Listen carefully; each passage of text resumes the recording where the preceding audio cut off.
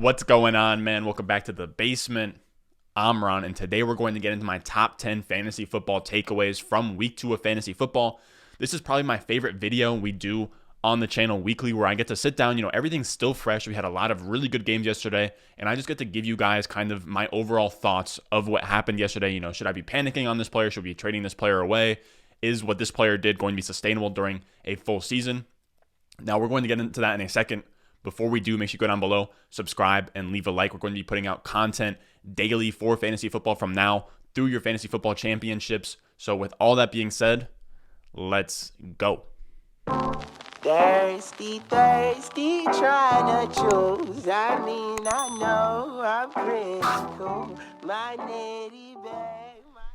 All right, now we are back. We are doing this one take. This is how we do it on Monday mornings because we just grinded this whole outline. We're now sitting here doing this video, and then later on today, or actually once I'm done recording this, I'm going to sit down and do the waiver wire video. So let's get into my first takeaway from week 2 of fantasy football, and I'm going to take this one right on the chin. Right on the chin. I'll take this L like a man. Derrick Henry might have legendary upside, and that's massive. I think a lot of people's takeaway is going to be, oh, Derrick Henry was a monster this week, or Derrick Henry did great. Derrick Henry, the biggest takeaway from this game is that he might have that legendary upside. Now, what he did this week was crazy. He exploded. He went for 44.7 points in 0.5 PPR leagues, over 200 yards, 3 touchdowns, and that's fine. I'll take that L all day. We've known that Henry is going to, have those big blow-up games where he goes crazy, but this is the important thing. Derrick Henry saw 6 targets. That's massive. Through 2 games now, he is now at 10 targets. Entering the season, Derrick Henry had 3, or let me put this on the screen real quick.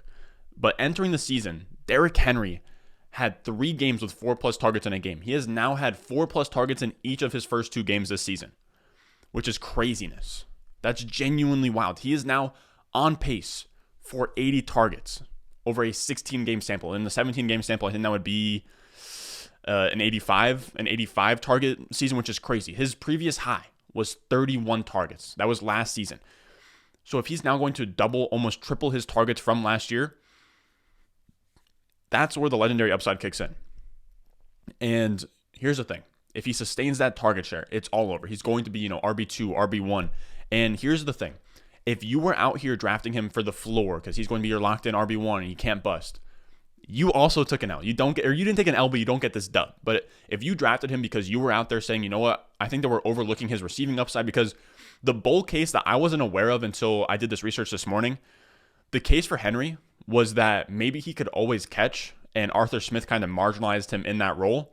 Because I've seen videos of Derrick Henry catching. I think that he is probably a capable pass catcher to the point where he probably shouldn't be a 30 target a season guy.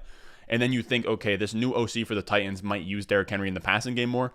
And if that happens, that's how you see that legendary upside for Derrick Henry. So far, if he keeps this target share up, 5 targets a game, even if it goes down to even if he sees 65, 75 targets in this season, he's probably on pace for a legendary upside type season where you needed to have Derrick Henry. And that's going to sting bad for me because you guys know I've been fading him because I thought he didn't have that legendary upside, but I was never, and I do hate in a sense that I didn't think of, maybe he does get the receiving work. If he just got the receiving work, if they bring in a new not a head coach, a new offense coordinator, maybe he has that path to that upside. So that's what we're looking at with Derrick Henry. Derrick Henry, the biggest takeaway from week 1 is that Derrick Henry might have a path to legendary upside.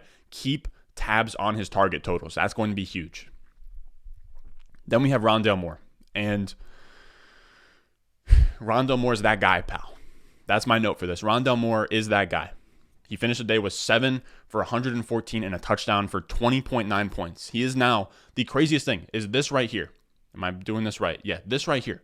He is the Arizona Cardinals leading target leader. I don't know why I said that weird, but he leads the Cardinals in targets. Wild. I can't tell you how crazy that is. Not to mention, DeAndre Hopkins is on this team. He has more targets than DeAndre Hopkins, all while playing less than 50% of the snaps. So he is playing about half as much as DeAndre Hopkins and out-targeting him by 1 target, which is crazy. Yet he is still only owned in 19% of ESPN leagues. Now, I just want to let you guys know, I've been beating the drum for this. I had Rondale Moore over Christian Kirk last week in my waiver wire article. That is on my patreon.com/Ron Stewart. I had him in the waiver wire article. Every week I sit down and do a waiver wire article with fab guidance in it. And I said Rondale Moore, and I had Terrace Marshall and Elijah Moore up there as my highest priority bids on wide receivers. Don't go chase Christian Kirk or Marquez Valdes-Scantling or Zach Pascal. If you're going to use your fab, you need to do it on Rondale Moore. Now, if you want to have that article every single week, I sit down, I write it every Tuesday night. That is available on patreon.com/Ron Stewart, along with my weekly rankings, all that good stuff. Rondale Moore, the reason we're chasing him is because we saw it yesterday. He has that upside. Zach Pascal, those kind of guys, they don't have that upside. They're just going to be guys that, you flex, you hope for a boom week. But Rondale Moore, because he's a rookie, he can work into that next role where he can become, this year's Chase Claypool, T. Higgins. And that's the upside we want. So we have to be chasing that. Then we have number 3. And this is going to be the one. It's sad, man. We're going to put this on the thumbnail, I think. And I don't really know what to do with the boy Clyde Edwards-Helaire. And the note that I have is it's probably time to start panicking on CEH. It probably is. That's our number 3 takeaway for today. When we did the bull case for Clyde Edwards-Helaire, his path to legendary upside. Now, for those of you guys that are newer to the channel, legendary upside is where we're trying to chase, last year was Alvin Kamara. We're trying to chase Christian McCaffrey, those seasons that define a season. Devonta Freeman when he kind of had his coming out party. But CEH, his path was, he had this great situation and he's on the Chiefs. He could probably fall in the end zone 20 times. But here's the thing that I'm kind of coming to terms with, or what I did when I wrote these notes is that these legendary seasons, so we're talking Alvin Kamara, we're talking Todd Gurley, Christian McCaffrey twice, Le'Veon Bell, David Johnson. These guys were all top 3 talents at the position at that time. There's no debating it. Alvin Kamara was, a top 3 running back last year. He is a premier elite talent. Same thing with Christian McCaffrey, premier elite talent.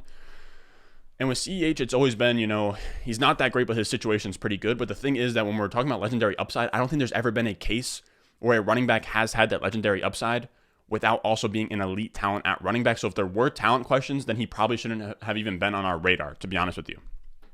And that's kind of the struggle I have with CEH because I didn't like him coming out.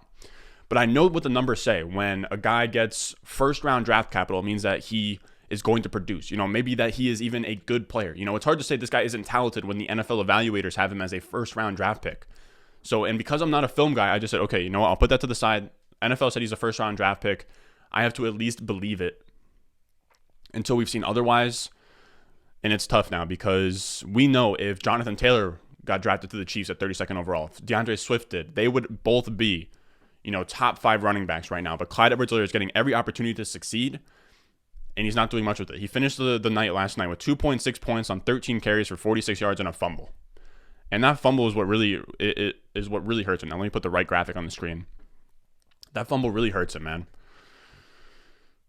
Because now the team, they're losing confidence in him. And the whole point was, this team loves him. Patrick Mahomes, banged the table for him to get drafted 32nd overall. And they're supposed to, feed him because they like him. But if you fumble in primetime games like they did last night and you cost the game, it's now getting harder and harder for you to earn these touches. He averaged 3.3 yards per carry last night. He's averaged 3.3 yards per carry on the season so far. He hasn't looked great. And this is the concerning part.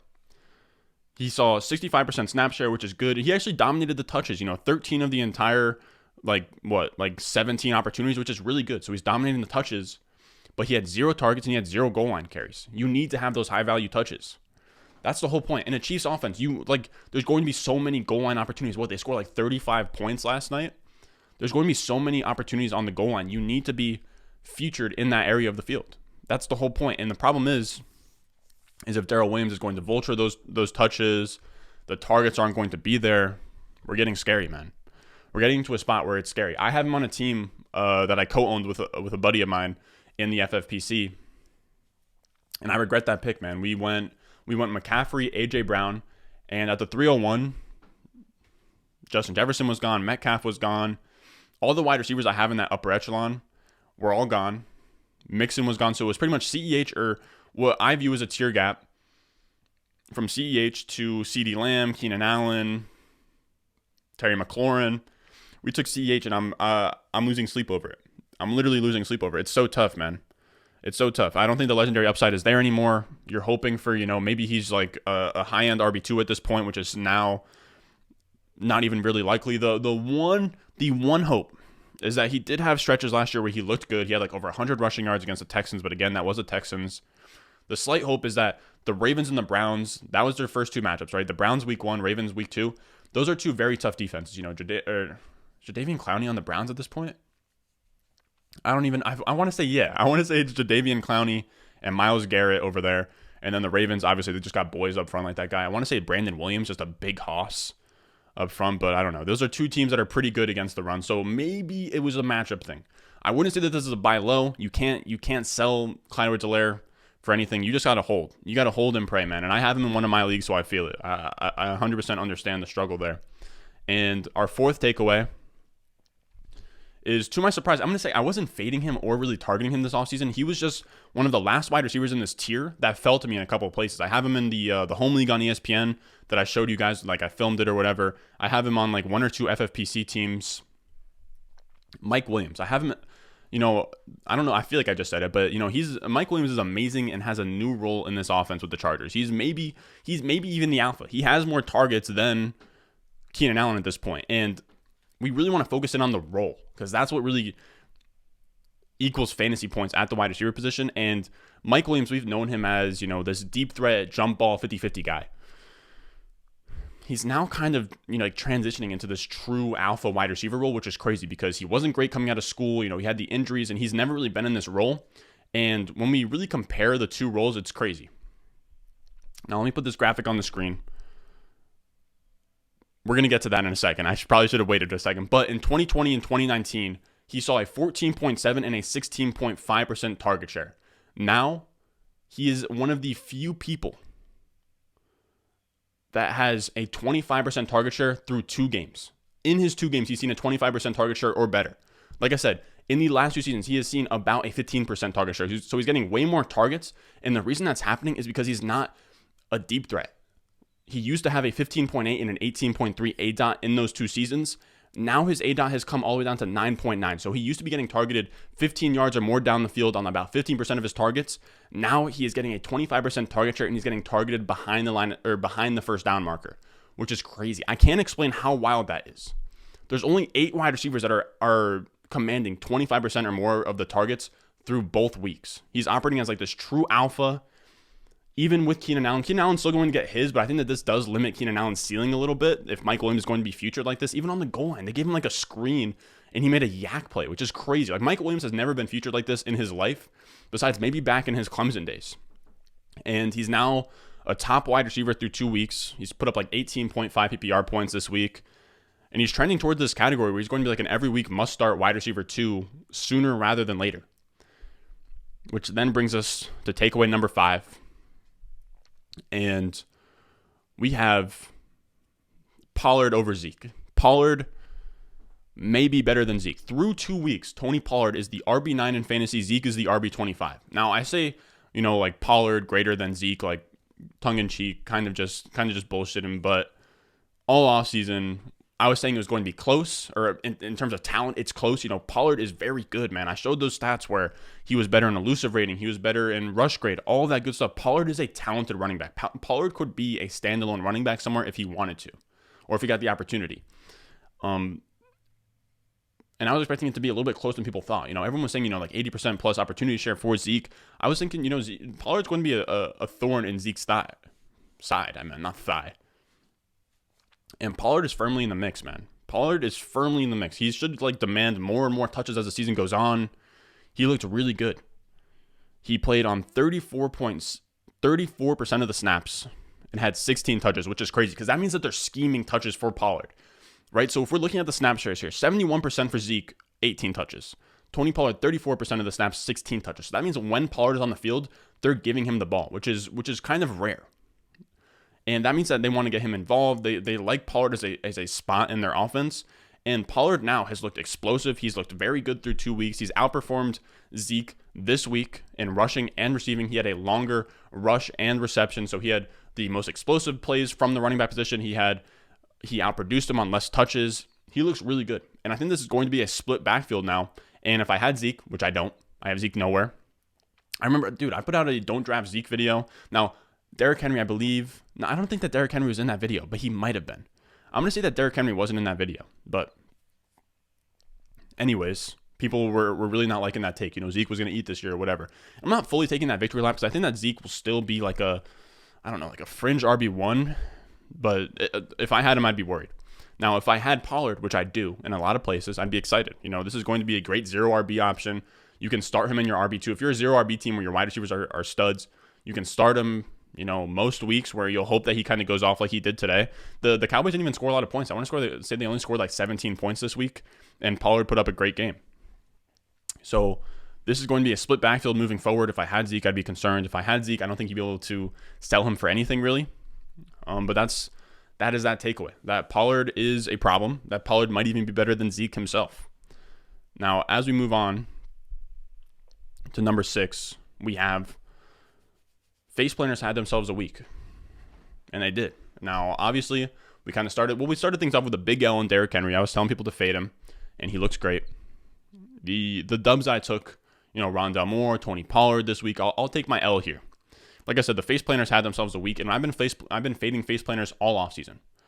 And if you want to know what Faceplanters are, they're basically rookie wide receivers who disappointed in year one. I have a bunch more videos kind of outlining that kind of thing.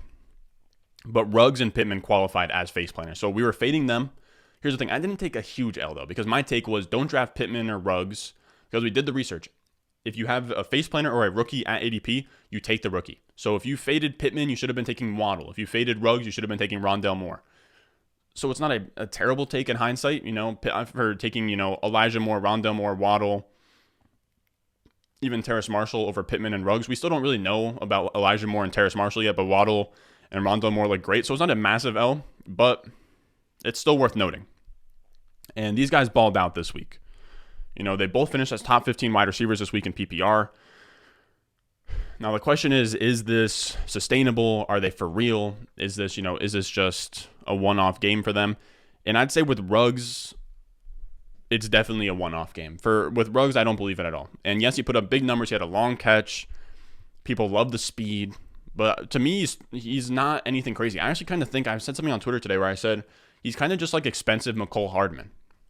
McCole Hardman was going ahead of him on underdog, but I think that when we're talking about, these like field stretching wide receivers that don't command a lot of targets, he's pretty much McCole Hardman with first round draft capital. He still had, even though he went crazy today, the last 2 games, so pretty much the entire season, he's been third on his team in targets behind Hunter Renfrow, and he's been having a 13% target share.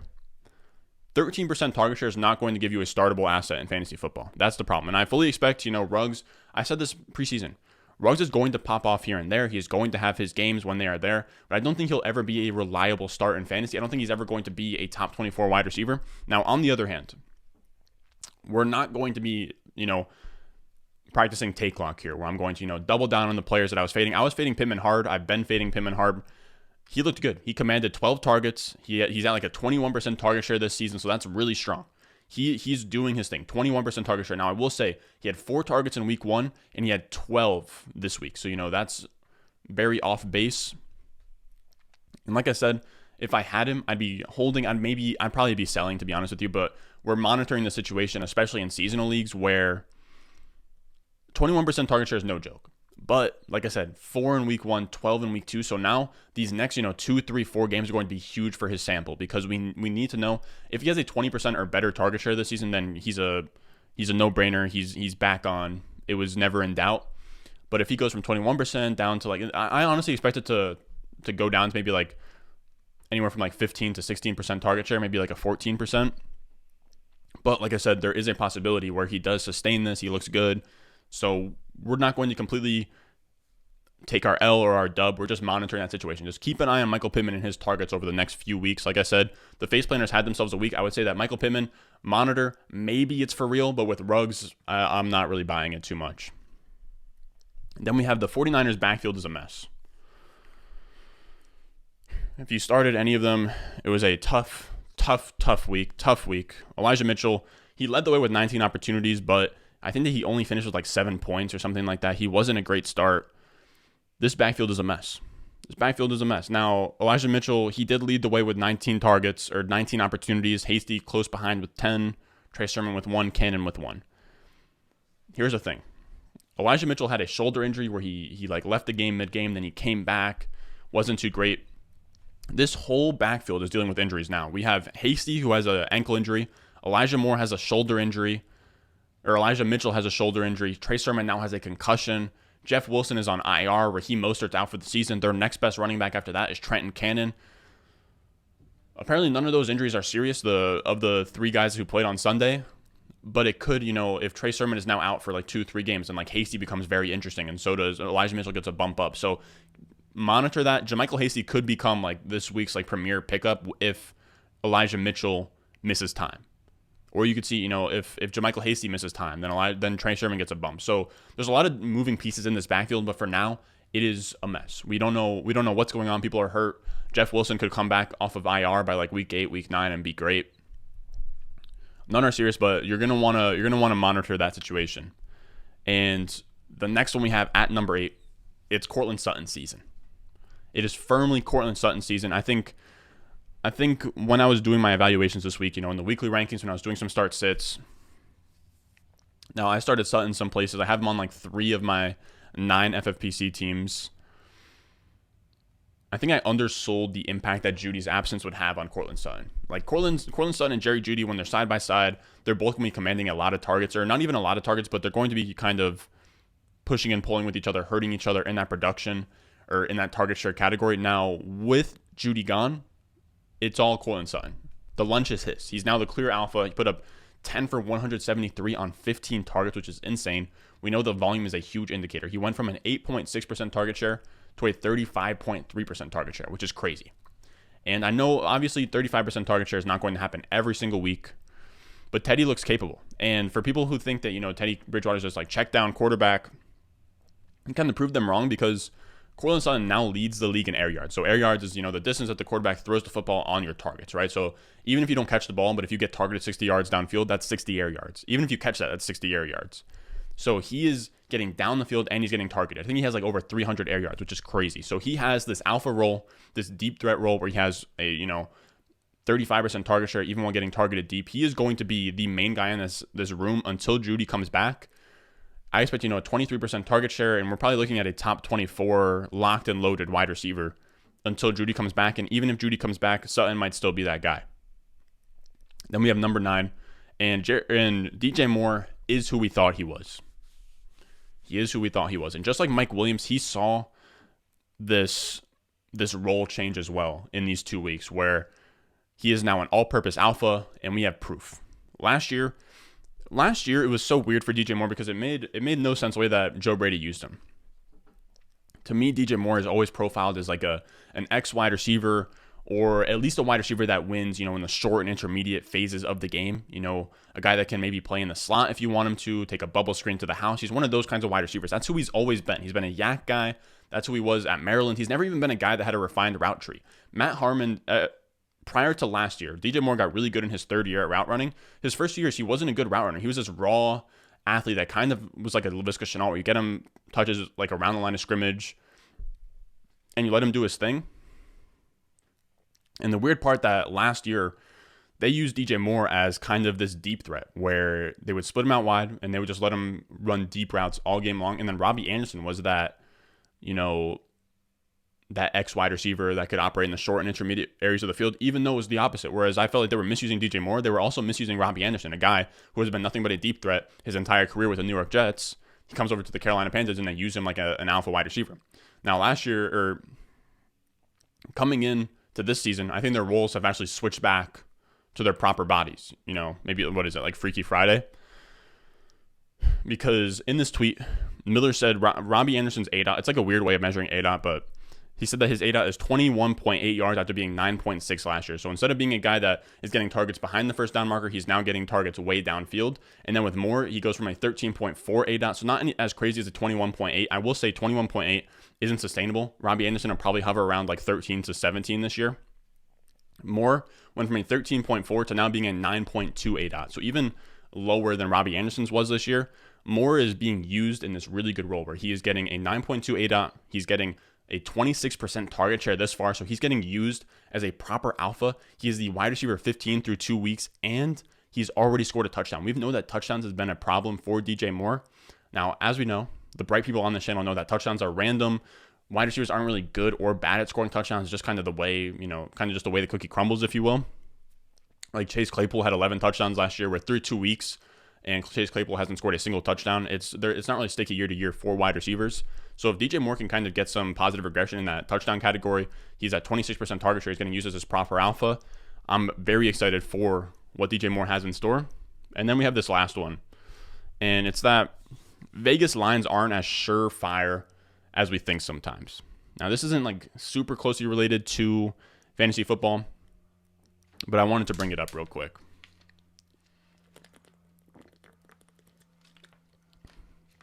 Now, that comes with me taking a sip of water. Sorry for holding your guys' time up like that, but with Vegas, they're obviously they're right most of the time. They make a profit, but I think I need to stop viewing their lines and their totals as like set in stone. Now, obviously, they're a good indicator. We want to follow things, but I just thought it was interesting because the lowest over under the week on Thursday. So that was Giants versus Washington. It's supposed to be just an absolute shit show, 41-point over under. And they go out there and put up 59 points in like kind of a shootout on Thursday night. So completely ripped my priors where I thought, this is going to be a low scoring game. Nothing was going to really happen. It was a great game. Now, the opposite is also true where the highest over under of the week, Chargers and Cowboys. I was telling people to start, Amari Cooper, CeeDee Lamb, Keenan Allen, Mike Williams. Some of those guys fired, some of them didn't. But it was because this was supposed to be, I don't know why I'm struggling with that, but that was because this was supposed to be a shootout. The over-under was set at like 55.5, highest of the week, and the game ended with only 37 points. It would have hit the under on the Thursday game. Now, obviously, we should factor in the Vegas lines. It's a good piece of information, but it was just a cool note to me that maybe we should factor it in just a little bit less, and that, just because an over-under set at 55 doesn't mean that they can't hit the under by like 14 to 15 points. Now, that's going to do it for us today. Let me know how you guys all did in week 2 of fantasy football. I didn't do great. I went 9-3 last week in my 12 redraft leagues. I want to say we're trending towards like a 6-6 finish this week, maybe even like a 5-7. So not too great. We got to see how Devontae Adams does. They have a couple Devontae Adams teams, but a little bit wonkier this week, but we're still tweaking some things. We're still adjusting some things. Now I'm going to go write this waiver wire video. Let me know in the comments how you guys feel about those top 10 takeaways. Do you disagree? Are you, is there a reason that you're not panicking on Clyde Edwards-Helaire? Now, as always, I love you guys. We're going to be putting out daily videos from now until championship weekend. Expect a video tomorrow on waivers, and after that, trade targets. We're going to have the full slate of content for this week, so make sure you subscribe. Make sure you turn that bell on. And as always, I'll see you guys in the next one.